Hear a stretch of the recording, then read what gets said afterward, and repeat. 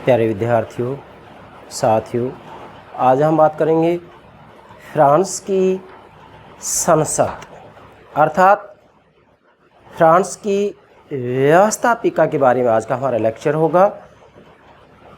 France की संसद या व्यवस्थापिका के संदर्भ में मैं आपको 3 बातें बताऊंगा। क्या क्या? फ्रांस की संसद का संगठन, उसकी शक्तियां और संसद की वास्तविक स्थिति, एक्चुअल पोजीशन। जैसा कि मैंने यहाँ नोट किया है, फ्रांस की संसद, संगठन, शक्तियाँ और स्थिति। प्यारे विद्यार्थियों,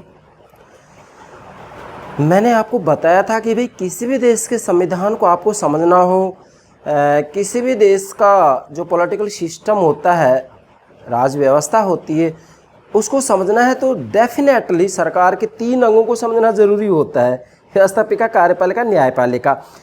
अब फ्रांस की बात आती है तो फ्रांस के संदर्भ में मैंने मेरे प्राणों से प्यारे विद्यार्थियों को कार्यपालिका को ठीक से समझा दिया है। कार्यपालिका के बारे में प्रधानमंत्री, मंत्रिमंडल और राष्ट्रपति, इन तीनों के ऊपर मैंने लेक्चर अपलोड कर दिए हैं, आप प्लेलिस्ट में देख सकते हैं। आज हम चर्चा कर रहे हैं फ्रांस की व्यवस्थापिका अर्थात संसद, पार्लियामेंट,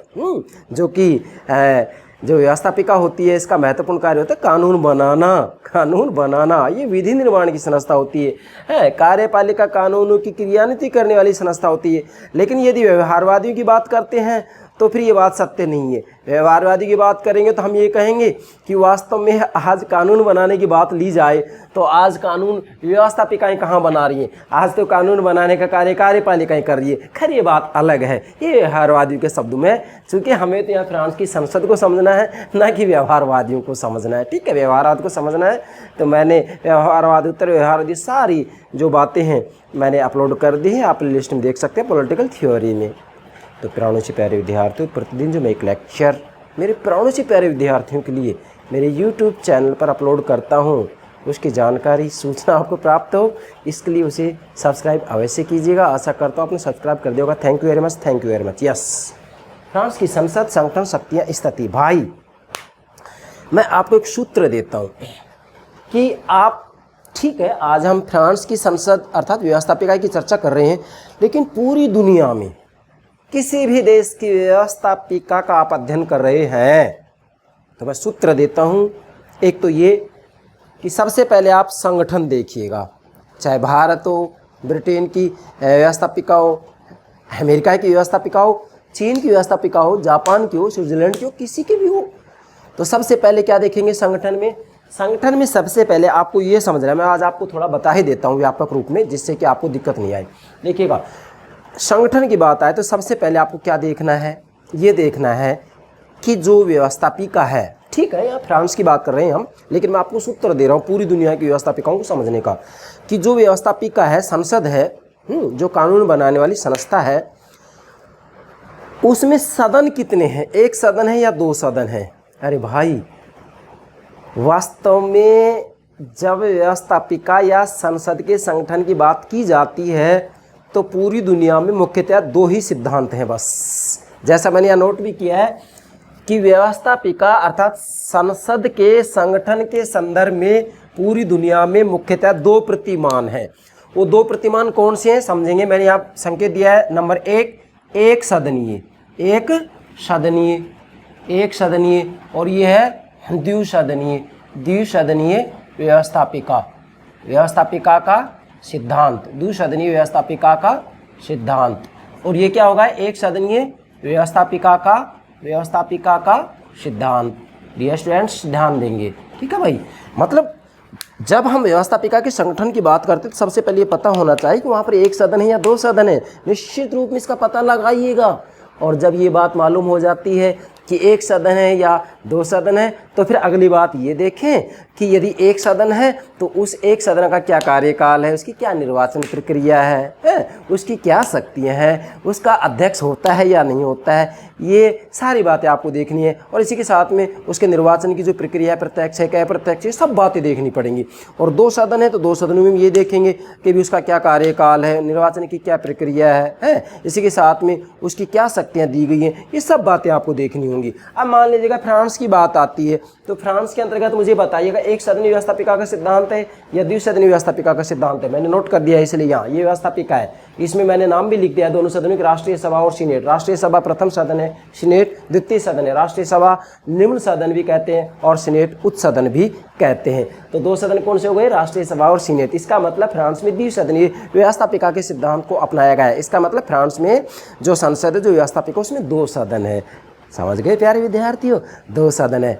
अच्छा, अब उदाहरण दें हम, भारत में क्या है, द्विसदनीय व्यवस्थापिका के सिद्धांत को अपनाया गया। भारत में भी संसद के दो सदन है, लोकसभा और राज्यसभा।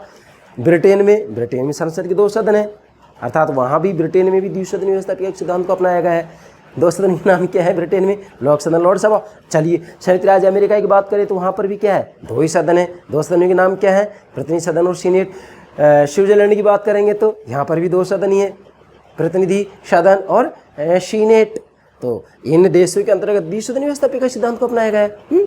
और अगर चीन की बात करेंगे तो चीन में एक सदनीय व्यवस्थापिका सिद्धांत को अपनाया गया है। चीन में जो व्यवस्थापिका है जिसका नाम राष्ट्रीय जन कांग्रेस, एक ही सदन है वहाँ बस, इसलिए हाँ एक सदनीय व्यवस्थापिका सिद्धांत को अपनाया गया है। तो ये दोनों बातें आपको ध्यान में रखनी है। अर्थात संगठन के अंतर्गत जैसे आप अध्ययन करते हैं तो ये बात देखेंगे कि एक सदन है या दो सदन है। नोट कीजिएगा ये दोनों बात, मैंने सूत्र दिया है, ये प्यारे विद्यार्थी भूलना नहीं। इसके बाद में अब इधर देखिए डायग्राम समझिए थोड़ा। ये कार्यपालिका लेखा है, ये व्यवस्थापिका लेखा है, थोड़ा समझें इसको। देखिएगा कार्यपालिका में प्रधानमंत्री, मंत्रिमंडल, राष्ट्रपति, ये तीनों बातें मैंने आपको समझा दी हैं। इधर जो ये व्यवस्थापिका है अर्थात संसद है, इसमें थोड़ा मैं आपको बताऊंगा। मैंने यहाँ लिखा है चतुर्थ, मतलब चतुर्थ गणतंत्र के अंतर्गत वास्तविक रूप में फ्रांस के अंतर्गत जो शक्ति का केंद्र था, राजनीतिक शक्ति का केंद्र था, वो व्यवस्थापिका थी, संसद थी। मतलब संसद चतुर्थ गणतंत्र में शक्तिशाली थी। लेकिन फिर मैंने लिखा है यहाँ पंचम गणतंत्र के अंतर्गत राजनीतिक शक्ति का केंद्र किसको बना दिया गया, कार्यपालिका। और कार्यपालिका में शक्ति के दो केंद्र है, प्रधानमंत्री और राष्ट्रपति। और पंचम गणतंत्र में राष्ट्रपति को वास्तविक कार्यपालक बनाया गया है। स्वयं संविधान के द्वारा राष्ट्रपति को शक्तियां दी गई हैं और व्यवहार में भी राष्ट्रपति के द्वारा खुलकर शक्ति का प्रयोग किया जाता है। एक तो ये बात ध्यान रखना है। दूसरा क्या ध्यान रखना है कि फ्रांस के अंतर्गत ना तो शुद्ध संसदात्मक शासन प्रणाली है, ना शुद्ध अध्यक्षात्मक शासन प्रणाली है, बल्कि वास्तविक रूप में यहाँ दोनों का ही मिश्रण किया गया है। दोनों का ही मिश्रण किया गया है। मिश्रण का मतलब क्या, समन्वय किया गया है। किस किस का, संसदात्मक और अध्यक्षात्मक प्रतिमान का समन्वय किया गया। मतलब यहाँ संसदात्मक शासन प्रणाली के लक्षण भी है और अध्यक्षात्मक शासन प्रणाली के लक्षण भी है। कैसे हैं समझें। यहाँ सबसे पहले देखेंगे जो प्रधानमंत्री और मंत्रिमंडल के सदस्य होते हैं वो वास्तविक रूप में व्यवस्थापिका के सदस्य नहीं होते हैं, ये अध्यक्षात्मक प्रणाली का लक्षण हो गया। अच्छा, इसके बाद में जो राष्ट्रीय सभा है वह मंत्रिमंडल के विरुद्ध निंदा प्रस्ताव ला सकती है, यह संसदात्मक प्रणाली का लक्षण हो गया। इसी के साथ में यहाँ वास्तविक रूप में प्रधानमंत्री, मंत्रिमंडल, समझे, वास्तविक रूप में जो ये राष्ट्रीय सभा है, राष्ट्रपति परामर्श करके इसका विघटन करा सकता है, और विघटन करा सकता है तो ये किसका लक्षण है, संसदात्मक प्रणाली का लक्षण हो गया। अच्छा, इसके बाद में और ध्यान दें कि जो ये मंत्रिमंडल होता है राष्ट्रीय सभा के प्रति उत्तरदायी भी होता है, सामूहिक उत्तरदायी होता है। लेकिन सामूहिक उत्तरदायित्व केवल सैद्धांतिक स्थिति व्यवहार में व्यक्तिगत उत्तरदायित्व, लेकिन उत्तरदायित्व है ये संसदात्मक शासन प्रणाली का लक्षण हो गया। तो वास्तव में यहाँ संसदात्मक और अध्यक्षात्मक दोनों पद्धतियों का मिश्रण है, समन्वय है, मैं पहले बता रहा हूँ आपको, और इसी अनुरूप सारी बातें आपको समझनी है। अच्छा, इसके बाद में एक बात और ध्यान रखनी है कि जहाँ मतलब ये जो चतुर्थ गणतंत्र है इसमें तो ठीक है संसद शक्तिशाली थी, लेकिन पंचम गणतंत्र में कार्यपालिका शक्तिशाली जिसमें राष्ट्रपति है। परंतु वास्तविक रूप में यहाँ जो प्रधानमंत्री मंत्रिमंडल होता है जिसे कि फ्रांस में पंचम गणतंत्र में सरकार कहा गया, इसको सरकार कहा गया। इस सरकार के ऊपर अंकुश रखा जाता है किसके द्वारा, संसद के द्वारा। और संसद में किसके द्वारा, राष्ट्रीय सभा के द्वारा रखा जाता है। क्यों रखा जाता है, क्योंकि वास्तविक रूप में यहाँ जो राष्ट्रीय सभा है वो इनके विरुद्ध निंदा प्रस्ताव ला सकती है, इसलिए सरकार पर अंकुश रखा जा रहा है किसके द्वारा, राष्ट्रीय सभा के द्वारा, प्रथम सदन के द्वारा। दूसरी तरफ जो राष्ट्रपति होता है, राष्ट्रपति के ऊपर भी व्यवस्थापिका अंकुश रखती है। कैसे रखती है कि राष्ट्रपति के विरुद्ध महाभियोग लाया जा सकता है। परंतु ध्यान देंगे कि संसद अर्थात पंचम गणतंत्र में फ्रांस की संसद वास्तव में सरकार और राष्ट्रपति पर नियंत्रण तो रखती है, लेकिन इसको निष्क्रिय नहीं कर सकती है, क्योंकि जानबूझकर पंचम गणतंत्र में राष्ट्रपति को शक्तिशाली बनाया गया है। और पंचम गणतंत्र कब से लागू किया गया है, 4 अक्टूबर OCT 1958, ये संविधान 4 अक्टूबर 1958 से लागू किया गया है, जिसमें 92 अनुच्छेद है, 15 अध्याय है और एक प्रस्तावना है। नोट कीजिएगा ये सब बातें। तो ये मैंने सामान्य सी बात आपको बताई है, इसके बाद में हम एक एक बात लेते हैं। ठीक है भाई, ये सारी बातें समझ गए हैं तो प्यारे विद्यार्थी, ये बातें समझने में आपको दिक्कत नहीं आ सकती है। अब हम एक एक बात को क्रमबद्ध रूप लेंगे। संगठन, शक्तियाँ और स्थिति। संगठन का मैंने तरीका आपको बता दिया है, परंतु कुछ महत्वपूर्ण बातें मैंने नोट भी कर दिया। आप ध्यान देंगे यहाँ संगठन की बात करते हैं तो मैंने आपको बताया था कि पहले ये देखिए कि वहाँ एक सदन है या दो सदन है। तो फ्रांस में क्या है, दो सदन है ना, राष्ट्रीय सभा और सीनेट है। इसका मतलब फ्रांस में द्विसदनी दो सदनी व्यवस्थापिका के सिद्धांत को अपनाया गया है। मतलब यहाँ संसद के दो सदन है। दो सदनों के नाम क्या है, राष्ट्रीय सभा और सीनेट। अब इन दोनों को मैं अलग अलग ले रहा हूँ, किस लिए कि इनमें महत्वपूर्ण बातें मैंने नोट की हैं। सबसे पहले लेंगे राष्ट्रीय सभा। राष्ट्रीय सभा नोट करें भाई, राष्ट्रीय सभा फ्रांस की संसद का प्रथम सदन है, जिसे निम्न सदन भी कहा जाता है। पहले तो ये नोट करें, प्रथम सदन है जिसे निम्न सदन भी कहा जाता है। और इस सदन की सदस्य संख्या ध्यान देंगे, ये मैंने 6 लिखा है, मतलब चतुर्थ गणतंत्र में 619 थी और पंचम गणतंत्र के प्रारंभ में ये 465 थी और आज वर्तमान समय में आज के दिन 577 है। 577 संख्या है इसकी राष्ट्रीय सभा की सदस्य संख्या। इसके बाद में इसका कार्यकाल 5 वर्ष है। नोट करते जाएं, राष्ट्रीय सभा का कार्यकाल पंचम गणतंत्र के अंतर्गत 5 वर्ष रखा गया है। इसके बाद में जो ये राष्ट्रीय सभा है, ये राष्ट्रीय सभा का 5 वर्ष से पहले विघटन भी किया जा सकता है, जैसा कि मैंने आपको बताया भी है। विघटन किया जा सकता है, कैसे किया जाएगा इसका विघटन, कि प्रधानमंत्री और संसद के दोनों सदनों के सभापतियों की मंत्रणा से राष्ट्रपति द्वारा इसका विघटन किया जा सकता है। राष्ट्रीय सभा का, फिर से बोल रहा हूं मैं, ध्यान दें, विघटन कैसे होगा, मतलब प्रधानमंत्री, संसद के दोनों सदनों के सभापति, दोनों सदनों के सभापतियों की मंत्रणा से राष्ट्रपति के द्वारा इसका विघटन किया जा सकता है राष्ट्रीय सभा का। तो ये जो विघटन किया जा रहा है किसका लक्षण है, संसदात्मक प्रणाली का। इसके बाद में और ध्यान दें, यहाँ वास्तविक रूप में विघटन होने के बाद में क्या होगा, कम से कम 20 और अधिक से अधिक 40 दिन के भीतर इसके निर्वाचन होने जरूरी है। किसके, राष्ट्रीय सभा के। विघटन होने के बाद में कम से कम 20 और अधिक से अधिक 40 दिन के भीतर इसके निर्वाचन होंगे। किसके, राष्ट्रीय सभा के, ये भी नोट कीजिएगा। इसके बाद में अब इसके अधिवेशन कब होते हैं, किसके, संसद के। तो यहाँ 2 अधिवेशन होते हैं कानून बनाने के लिए। प्रथम अधिवेशन 2 अक्टूबर से प्रारंभ होगा, जो कि 80 दिन तक चलेगा।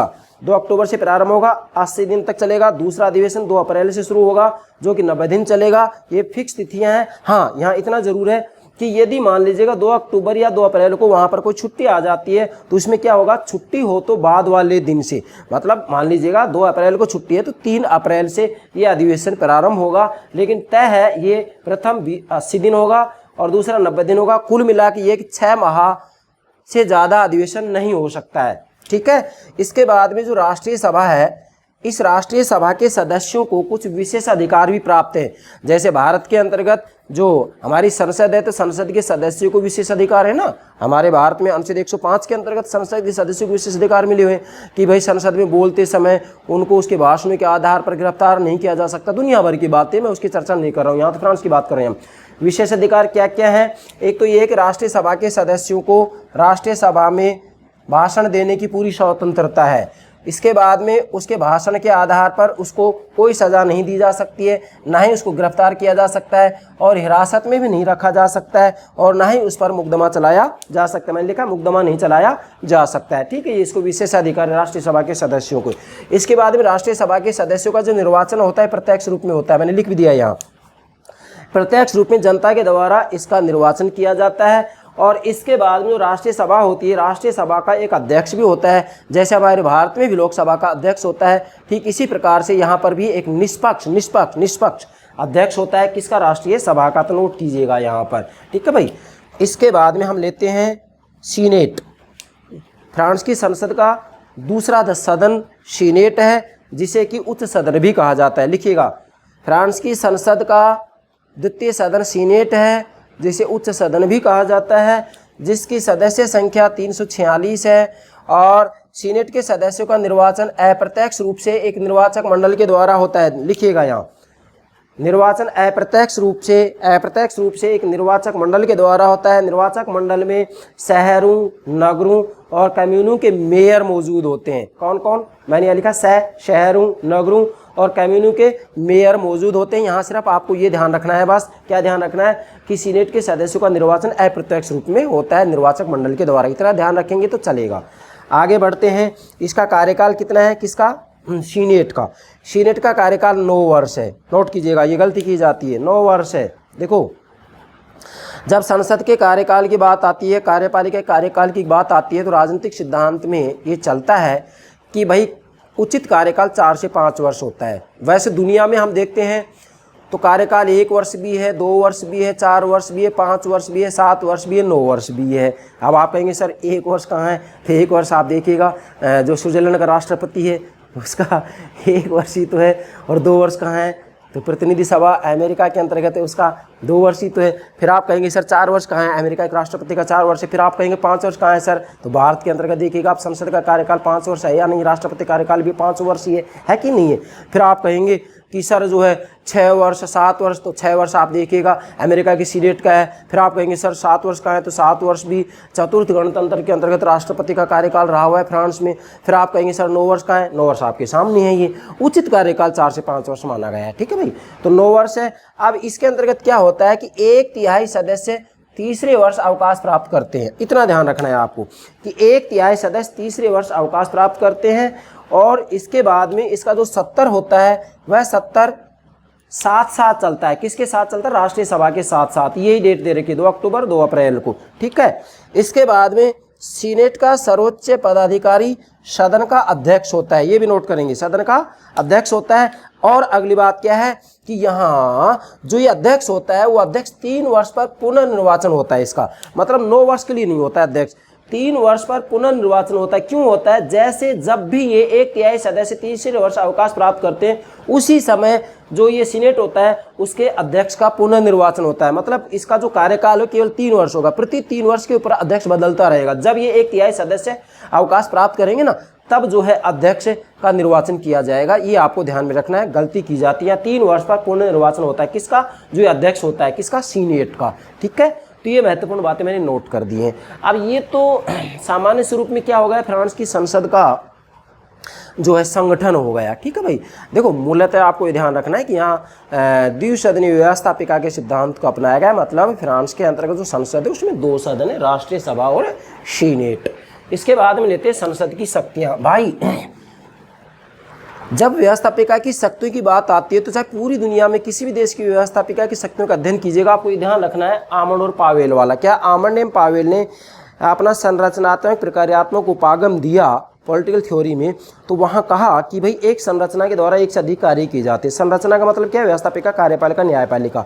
अर्थात चाहे व्यवस्थापिका का अध्ययन करें, चाहे कार्यपालिका का करें, चाहे न्यायपालिका की शक्तियों का अध्ययन करें, वास्तव में इनके द्वारा एक से अधिक कार्य किए जाते हैं। अब मान लीजिएगा संसद की बात आती है, संसद तो केवल कानून बनाती है, तो एक बिंदु हो गया बस व्यवस्थापन शक्तियाँ। लेकिन ये 3 बिंदु कहाँ से आ गए, इसका मतलब ये है कि भाई जो व्यवस्थापिका है वो कानून बनाने संबंधित कार्य भी करती है, कार्यपालिका संबंधी कार्य भी करती है, वित्तीय कार्य भी करती है, निर्वाचन संबंधी कार्य भी करती है, और भी कितने ही बिंदु यहाँ बनाए जा सकते हैं। लेकिन मुख्य बात यहाँ ये है कि एक संरचना एक से अधिक कार्य करेगी। चाहे आप फ्रांस के राष्ट्रपति की बात करें, प्रधानमंत्री की बात करें, मंत्रिमंडल की बात करें, या संसद की बात करें, या भारत के प्रधानमंत्री की बात करें, भारत के राष्ट्रपति की बात करें, दुनिया में किसी पदाधिकारी की बात करें, उसके द्वारा एक से अधिक कार्य किए जाते हैं, निश्चित रूप में मिलेगा ही। तो डेफिनेटली 4-5 बिंदु ऐसे हैं, मैंने पिछले काफ़ी लेक्चर में भी बात आपको समझाई थी कि ये 4-5 बिंदु ऐसे हैं जो आप किसी की भी शक्ति क्यों ना पूछी जाए उसके बारे में लिख सकते हैं। तो मैंने सामान्य सी बात बताई, बाकी ज़्यादा व्यापक लेने की आवश्यकता नहीं है, क्योंकि मैंने पीछे 1-2 बार आपको समझा दिया है। इसके बाद में यहाँ ध्यान देंगे, सबसे पहली जो शक्ति है संसद की फ्रांस में वह व्यवस्थापन शक्तियाँ। अर्थात वास्तविक रूप में चूंकि हम फ्रांस की संसद मतलब व्यवस्थापिका की शक्तियों का अध्ययन करें, तो व्यवस्थापिका का पहला काम क्या होता है, कानून बनाना ही तो होता है भाई। व्यवस्थापिका का प्रथम जो कार्य कानून बनाना है, विधि निर्माण करना है। तो पहला कार्य क्या होगा, व्यवस्थापन शक्तियाँ। देखिएगा पंचम गणतंत्र के अंतर्गत फ्रांस की संसद को कानून बनाने से संबंधित शक्तियाँ दी गई है और कानून बनाती भी है। लेकिन यह भी ध्यान रखना है कि भाई पंचम गणतंत्र के अंतर्गत राजनीतिक शक्ति का केंद्र संसद को नहीं माना गया है, बल्कि राष्ट्रपति को माना गया है, अर्थात कार्यपालिका को माना गया है। यहाँ राजनीतिक शक्ति का केंद्र कार्यपालिका, और कार्यपालिका शक्ति 2 भागों में विभक्त है, प्रधानमंत्री, मंत्रिमंडल और राष्ट्रपति। और राष्ट्रपति वास्तविक कार्य करता है, वास्तविक राजनीतिक कार्यपालिका है। वास्तविक रूप में जो शक्तियाँ दी गई हैं वो राष्ट्रपति को दी गई, ये ध्यान रखना है। इसलिए यहाँ ये बात सत्य है कि फ्रांस की संसद कानून बनाने से संबंधित कार्य करती है, संविधान ये शक्ति दी है, परंतु यदि हम दूसरे रूप में देखें तो ठीक है, संसद कानून बना सकती है, लेकिन संसद कानून बनाती है, इसके ऊपर नियंत्रण है। ये उस रूप में शक्तिशाली नहीं है जिस रूप में चतुर्थ गणतंत्र में थी कि जैसा चाहे वैसा कानून बना दे। यहाँ इसके ऊपर अंकुश है। कैसे है अंकुश? कि वास्तविक रूप में यहाँ सरकार के द्वारा अध्यादेश जारी किया जा सकता है। मैंने यहाँ लिखा भी है, अध्यादेश जारी किया जा सकता है। और इसके साथ में राष्ट्रपति के द्वारा कुछ विधेयकों के ऊपर जनमत संग्रह की भी मांग की जा सकती है। इसका मतलब जो ये फ्रांस की संसद है पंचम गणतंत्र की, उसकी शक्तियाँ सीमित हैं, असीमित नहीं है, सीमित हैं, भारत की संसद से भी कम। और भाई ब्रिटेन की बात की जाए तो ब्रिटेन में तो संसद की संप्रभुता के सिद्धांत को अपनाया गया। वहाँ की संसद तो कैसा भी किसी विषय पर कोई भी कानून बना सकते, न्यायपालिका रोक ही नहीं सकती उसको, तो उससे तो तुलना करना ही बचकानी सी बात होगी।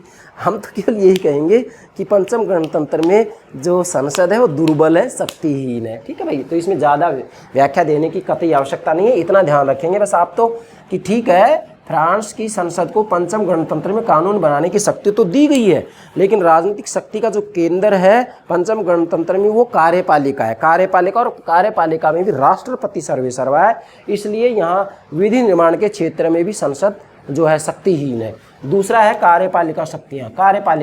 अब देखिएगा कार्यपालिका शक्तियाँ क्या है इसके पास, संसद के पास। एक तो ये है कि निंदा प्रस्ताव। अब ध्यान देंगे, यहाँ वास्तविक रूप में जो व्यवस्थापिका है संसद है, और विशेषकर इसके अंतर्गत जो निंदा प्रस्ताव लाएगा वो राष्ट्रीय सभा लाएगा।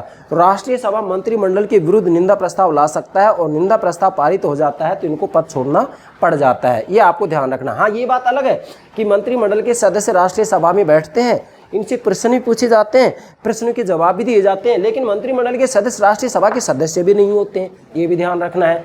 तो निंदा प्रस्ताव लाया जा सकता है। इसका मतलब यहाँ जो संसद है वह कार्यपालिका अर्थात मंत्रिमंडल पर नियंत्रण रख रही है ना, रख रही है। अगला क्या है? संधियां। अब देखो संधियां क्या है कि वैसे देखा जाए तो यहाँ जो संसद है वह संधि के मामले में भी कार्यपालिका पर नियंत्रण रख रही है। कैसे रख रही है? कि भाई वास्तव में संधि संसद कर रही है, लेकिन जब तक राष्ट्रपति की स्वीकृति नहीं मिल जाती है तब तक वो संधियां मान्य नहीं हो पाती हैं राष्ट्रपति की। इसलिए किसी न किसी रूप में हम ये कहेंगे कि अगर दूसरे रूप में कहें कि राष्ट्रपति अन्य देश से संधियां कर सकता है, आप इसको दूसरा घुमाकर कह सकते हैं, राष्ट्रपति दूसरे देश से संधियां कर सकता है, लेकिन ये संधियां तभी मान्य होंगी जब व्यवस्थापिका अनुसमर्थन कर दे। तो कहने का मतलब ये कि दोनों की सहमति होना जरूरी है। इसलिए कार्यपालिका शक्तियां भी संसद को प्राप्त हैं। तीसरा है वित्तीय शक्तियां। बहुत महत्वपूर्ण बात है। अरे भाई, वास्तव में संसद को वित्तीय शक्तियां प्राप्त है। कैसे? मंत्रिमंडल आय और व्यय का ब्यौरा तैयार करती है, बजट तैयार करती है, और इसके बाद में राष्ट्रीय सभा के सामने प्रस्तुत किया जाता है ना।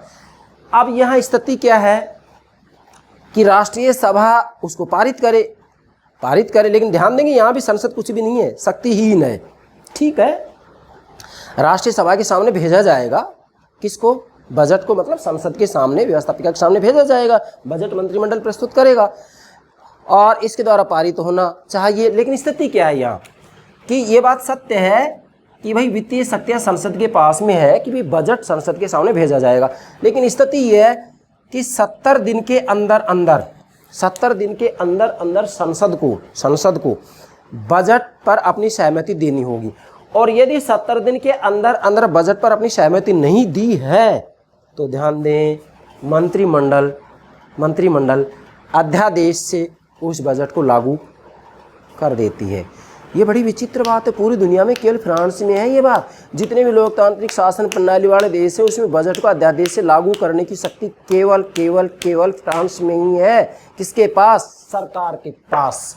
फ्रांस में मंत्रिमंडल सहित प्रधानमंत्री को ही सरकार कहा गया है। यह भी आपको ध्यान में रखना है। और ये मंत्रिमंडल अध्यादेश से बजट को लागू कर सकती है। इसका मतलब यहाँ वित्तीय क्षेत्र में भी शक्तिशाली कौन है? संसद नहीं है। कौन है? सरकार, ये मंत्रिमंडल है। तो आप पाएंगे कहीं मंत्रिमंडल शक्तिशाली, कहीं राष्ट्रपति, कहीं क्या, राष्ट्रपति तो सब जगह शक्तिशाली है। तो संसद तो वास्तव में पंचम गणतंत्र में दुर्बल बनाएगी, कमजोर बनाएगी, शक्तिहीन बनाएगी, प्रत्येक क्षेत्र में देख सकते हैं आप। इसके बाद में चौथा है निर्वाचन संबंधी शक्तियाँ। भाई बहुत महत्वपूर्ण बात है यहाँ। वास्तव में फ्रांस के अंतर्गत जो संसद है, कौन सी संसद? पंचम गणतंत्र की, जो कि 4 अक्टूबर 1958 से जो संविधान लागू किया गया, इसकी बात है ये। तो इसमें निर्वाचन संबंधी शक्तियाँ भी हैं संसद के पास में। जो व्यवस्थापिका है निर्वाचन संबंधी कार्य भी करती है। कैसे करती है भाई? फ्रांस में एक संस्था है संवैधानिक परिषद, संविधान परिषद भी कह सकते हैं इसको। मैंने लिखा है संविपरि, मतलब संवैधानिक परिषद या संविधान परिषद, ठीक है। संविधान परिषद जो कि वास्तव में मैं ये कहूँगा यहाँ चुनावों से संबंधित कार्य करती है, ये है संविधान की व्याख्या करने से संबंधित कार्य करती है। ये बड़ी विचित्र संस्था है फ्रांस में। आपसे एग्जाम पूछा जा सकता है कि भाई संवैधानिक परिषद नामक संस्था निम्न में किस देश में पाई जाती है? तो फ्रांस के अंतर्गत है। तो संवैधानिक परिषद के सदस्यों की संख्या कितनी होती है? 9 होती है। अब 9 में से जो 6 सदस्य होते हैं, उन 6 सदस्यों का चुनाव संसद करती है। होगा निर्वाचन संबंधी। इसके बाद है फ्रांस में उच्च न्यायालय के सदस्यों का, नोट कीजिएगा मैंने लिखा है यहाँ, उच्च न्यायालय के सदस्यों का अपने सदस्यों में से, मतलब संसद में से चुनाव किया जाता है। संसद में से उच्च न्यायालय के सदस्यों को चुना जाता है। तो इसका मतलब जो संसद है फ्रांस में निर्वाचन संबंधी कार्य करती है। मैंने आपको संकेत दिया, संविधान परिषद और उच्च न्यायालय के सदस्यों का अपने सदस्यों में से, अपने सदस्यों में मतलब संसद में से चुनाव किया जाता है। किसका? उच्च न्यायालय के सदस्यों का। तो इसका निर्वाचन कर दिया। और संविधान परिषद के 9 सदस्यों में 6 सदस्यों का जो चुनाव है वह भी कौन करती है? संसद करती है। इसलिए फ्रांस में संसद निर्वाचन संबंधी कार्य भी करती है। अब यहाँ तक ये बात स्पष्ट हो गई है कि चारों बिंदु में आपने देखा है कि वही फ्रांस में संसद की शक्ति बड़ी सीमित है, दुर्बल है, कमज़ोर है, शक्तिहीन है। मैं फिर कह रहा हूँ कि पंचम गणतंत्र में राजनीतिक शक्ति का केंद्र कार्यपालिका को बनाया गया है। और कार्यपालिका की शक्ति 2 भागों में विभक्त है, प्रधानमंत्री, मंत्रिमंडल और दूसरा राष्ट्रपति। और दोनों की तुलना करते हैं तो राष्ट्रपति सर्वे सर्वा है। और राष्ट्रपति की शक्तियों की तुलना अन्य संस्थाओं से करते हैं तो फ्रांस के अंतर्गत अन्य सभी संस्थाएं राष्ट्रपति के सामने कमजोर है, फीकी हैं। फ्रांस में राष्ट्रपति शक्तिशाली है, जबकि संवैधानिक परिषद, न्यायाधीशों की सर्वोच्च परिषद, संसद, प्रधानमंत्री, मंत्रिमंडल सब राष्ट्रपति के सामने कमजोर हैं, फीके पड़ जाते हैं। ये भी नोट करना है आपको। अब हम देखते हैं फ्रांस की संसद की स्थिति, मतलब फ्रांस की जो संसद है उसकी वास्तविक स्थिति, एक्चुअल पोजीशन नोट करेंगे आप। फ्रांस की संसद की वास्तविक स्थिति मैंने संक्षिप्त लिख दिया यहाँ, आप नोट करेंगे फ्रांस की संसद की वास्तविक स्थिति क्या है। अब ये तो क्लियर होगा स्थिति क्या है कि भाई पंचम गणतंत्र में संसद को तो बड़ा दुर्बल बनाया गया, कमजोर बनाया गया, जबकि हाँ चतुर्थ गणतंत्र में व्यवस्थापिका मतलब संसद शक्तिशाली थी, मगर पंचम गणतंत्र में कार्यपालिका शक्तिशाली है और कार्यपालिका में भी राष्ट्रपति शक्तिशाली है। ये बात आपको ध्यान में रखना है। और पंचम गणतंत्र कब लागू किया गया है? 4 अक्टूबर 1958। कितने अनुच्छेद हैं? 92। कितने अध्याय हैं? 15। एक प्रस्तावना है। प्रस्तावना तो सभी की होती है किसी न किसी रूप में, ठीक है भाई। अब इसकी स्थिति क्या है नोट करते चले। स्थिति एवं भूमिका प्रभावकारी नहीं, नोट कीजिएगा यहाँ। फ्रांस के अंतर्गत जो पंचम गणतंत्र की संसद है उसकी स्थिति एवं भूमिका प्रभावकारी नहीं है। किस प्रकार से? ब्रिटेन और भारत की तरह। जैसे ब्रिटेन में तो भाई संसद की संप्रभुता के सिद्धांत को अपनाया गया, वहाँ तो संसदीय सर्वे सर्वा है। ब्रिटेन की बात कर रहा हूँ मैं। ब्रिटेन की संसद जैसा चाहे किसी भी विषय पर किसी प्रकार का कैसा भी कानून बना सकती है। न्यायपालिका संसद के द्वारा बनाए कानूनों को अवैध घोषित कर ही नहीं सकती है। रही बात भारत की, भारत में भी संसद शक्तिशाली है, लेकिन फ्रांस की जो संसद है वह ब्रिटेन और भारत की तरह शक्तिशाली नहीं है। मैंने नोट किया स्थिति भूमिका प्रभावकारी नहीं, मतलब फ्रांस की संसद की स्थिति भूमिका प्रभावकारी नहीं है। मैंने फिर लिखा है ब्रिटेन भारत की तरह, अर्थात ब्रिटेन और भारत की तरह फ्रांस की संसद की स्थिति भूमिका प्रभावकारी नहीं है। फिर लिखा है दुर्बल संसद, अर्थात फ्रांस की संसद, कौन सी संसद? पंचम गणतंत्र की संसद एक दुर्बल संसद है। कैसे संसद दुर्बल है? आपने चारों बिंदु में देख लिया है। यहाँ पर भी ये कमजोर है, यहाँ भी कमजोर है, यहाँ भी कमजोर है, यहाँ भी कमजोर है। ठीक है, चारों ही क्षेत्रों में संसद की शक्तियाँ सीमित हैं, दुर्बल है, कमजोर है। ठीक है भाई, आगे क्या है कि यहाँ वास्तव में पूर्णतया संसदात्मक प्रणाली नहीं अपनाई गई है, अर्थात पंचम गणतंत्र में जो ये संसद है वो पूर्णतः संसदात्मक प्रणाली नहीं है। मतलब संसदात्मक शासन प्रणाली में वास्तविक रूप में होता क्या है कि मंत्रिमंडल के जो सदस्य होते हैं ना, वो व्यवस्थापिका ही सदस्य होते हैं, व्यवस्थापिका के ही सदस्य होते हैं। लेकिन यहाँ पंचम गणतंत्र में मंत्रिमंडल के सदस्य व्यवस्थापिका के सदस्य नहीं होते। यदि कोई सदस्य है तो भी उसे यहाँ से अपना पद छोड़ना पड़ेगा, मतलब पूर्ण शुद्ध संसदात्मक प्रणाली नहीं अपनाई गई है यहाँ। आप ये कहेंगे कि भाई पंचम गणतंत्र में, जैसा कि C.F. स्ट्रॉन्ग ने भी कहा है कि भाई पंचम गणतंत्र वास्तविक रूप में एक अर्ध अध्यक्षात्मक प्रतिमान है, अर्ध अध्यक्षात्मक शासन प्रणाली है। मतलब अध्यक्षात्मक शासन प्रणाली के लक्षण ज़्यादा हैं इसमें, तो ना तो ये शुद्ध संसदात्मक है ना शुद्ध अध्यक्षात्मक है, बल्कि पंचम गणतंत्र के अंतर्गत शुद्ध संसदात्मक शुद्ध अध्यक्षात्मक शासन प्रणाली के बीच का मार्ग अपनाया गया है। मतलब संसदात्मक प्रतिमान और अध्यक्षात्मक प्रतिमान का समन्वय किया गया है, मिश्रण किया गया है, दोनों के लक्षणों को, दोनों के गुणों को यहाँ स्थान दिया गया है। कैसे दिया गया है मैंने प्रारंभ में इस डायग्राम से समझा दिया है। आगे क्या लिखा मैंने, संविधान राष्ट्रपति को अत्यधिक शक्तिशाली बना देता है। अब यह है इसके एक्चुअल पोजीशन कि संविधान राष्ट्रपति को अधिक शक्तिशाली बना देता है। संसद कमजोर है, दुर्बल है। इसके बाद में कार्यपालिका पंचम गणतंत्र में राजनीतिक शक्ति का केंद्र बना दिया गया है, लेकिन कार्यपालिका की शक्ति भी दो भागों में विभक्त है। मतलब कार्यपालिका की जो शक्ति है उसके दो केंद्र है, प्रधानमंत्री मंत्रिमंडल और दूसरा है राष्ट्रपति। पहला प्रधानमंत्री मंत्रिमंडल, दूसरा केंद्र राष्ट्रपति। लेकिन संविधान के अंतर्गत वास्तव में प्रधानमंत्री मंत्रिमंडल को शक्तिशाली नहीं बनाया गया है। जैसा कि संसदात्मक शासन प्रणाली में आप देखते हैं प्रधानमंत्री मंत्रिमंडल शक्तिशाली होता है, भारत में देखिए, ब्रिटेन में देखिए, है। लेकिन यहाँ राष्ट्रपति को शक्तिशाली बनाया गया है और संविधान के द्वारा सैद्धांतिक रूप राष्ट्रपति को शक्ति दी गई है और व्यवहार में भी राष्ट्रपति के द्वारा शक्तियों का प्रयोग किया जाता है। इसलिए फ्रांस के पंचम गणतंत्र में सिद्धांत और व्यवहार में राष्ट्रपति शक्तिशाली है, सर्वे सर्वा है। ठीक है, अच्छा, अब एक बहुत ही महत्वपूर्ण वाक्यांश नोट किया है मैंने मेरे प्रेरणा से प्यारे विद्यार्थियों के लिए। क्या, माइकल स्टीवर्ट, नोट करें, इसमें सब बातें आ जाएंगी। माइकल स्टीवर्ट, ये आपको नोट करना है जिससे कि निचोड़ रूप में, निष्कर्ष रूप में सारी बातें इसमें आ जाएं। नोट करनी है बात। क्या, स्टीवर्ट कह रहे हैं कि संसद के 70 अल्पकालिक हैं।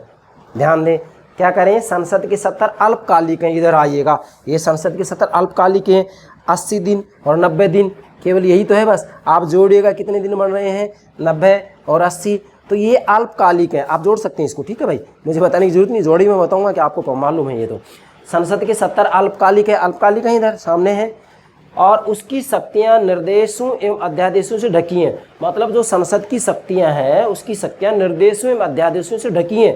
मैंने आपको बता दें यहाँ कि भाई अगर मान लीजिएगा जो बजट है उस बजट को 70 दिन में यदि ये स्वीकार नहीं करती है संसद, तो सरकार अध्यादेश से लागू कर सकती है उसको। इसका मतलब अध्यादेशों से ढकी हुई है संसद की शक्ति, क्योंकि सरकार अध्यादेश से लागू कर सकती है। ठीक है भाई, निर्देशों में अध्यादेशों से ढकी है।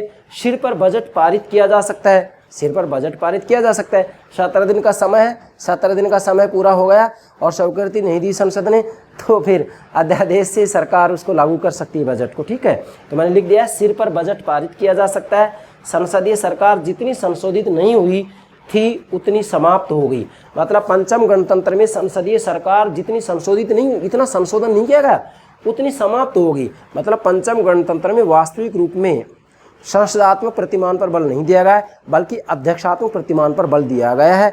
और जो स्टीवर्ट है इनका मूल जो कहना है वो ये है कि भाई वास्तव में पंचम गणतंत्र के अंतर्गत जो संसद है वह एक दुर्बल संसद है, एक शक्तिहीन संसद है, इसकी शक्तियाँ बहुत सीमित हैं। वास्तविक रूप में पंचम गणतंत्र में राजनीतिक शक्ति, पॉलिटिकल पावर, राजनीतिक शक्ति का जो केंद्र बिंदु बनाया गया है वह राष्ट्रपति को बनाया गया है। यूँ आप कहें तो ऐसे भी कह सकते हैं कि चतुर्थ गणतंत्र में राजनीतिक शक्ति का केंद्र व्यवस्थापिका थी, संसद थी, मगर पंचम गणतंत्र के अंतर्गत राजनीतिक शक्ति का केंद्र कार्यपालिका को बनाया गया है। और कार्यपालिका शक्ति के दो केंद्र हैं, प्रधानमंत्री मंत्रिमंडल और दूसरा राष्ट्रपति। परंतु पंचम गणतंत्र में यहाँ प्रधानमंत्री मंत्रिमंडल को शक्तियाँ नहीं दी गई इतनी, बल्कि राष्ट्रपति को सर्वेसर्वा बनाया गया है। तो संविधान ने, मैंने लिखा यहाँ, जितनी संशोधित नहीं हुई उतनी समाप्त हो गई। और यहाँ ये पीछे आ गया है यहाँ कि संविधान राष्ट्रपति को अत्यधिक शक्तिशाली बना देता है, यहाँ पर लिखा मैंने। तो वास्तविक रूप में संविधान ने राष्ट्रपति को ही क्या बनाया है, सर्वे सर्वा बनाया है। तो संसद की एक्चुअल जो पोजीशन है वो ये है कि संविधान राष्ट्रपति को अधिक शक्तिशाली बना देता है। मतलब संसद दुर्बल है, कमज़ोर है, शक्तिहीन है, इसकी शक्तियाँ बहुत ही सीमित हैं। मैंने आपको स्पष्ट रूप में यहाँ बतला दिया है कि ये शक्ति का केंद्र चतुर्थ गणतंत्र में संसद है, पंचम गणतंत्र में कार्यपालिका है, और कार्यपालिका में राष्ट्रपति को सर्वेसर्वा बनाया गया है। ये हो गया फ्रांस की संसद की वास्तविक स्थिति। तो वास्तविक स्थिति क्या है कि भाई फ्रांस की संसद एक दुर्बल संसद है, कमज़ोर संसद है। सर्वेसर्वा वहाँ पर राष्ट्रपति है, ठीक है। राष्ट्रपति मतलब कार्यपालिका शक्ति के दो केंद्र है, प्रधानमंत्री, मंत्रिमंडल और दूसरा राष्ट्रपति। तो राष्ट्रपति सर्वेसर्वा है, ये इसकी एक्चुअल पोजीशन है। तो आशा करता हूँ फ्रांस की संसद, इसके संगठन, शक्ति और वास्तविक स्थिति, ये तीनों बातें आप ठीक से समझ गए होंगे। Yes, okay, thank you very much.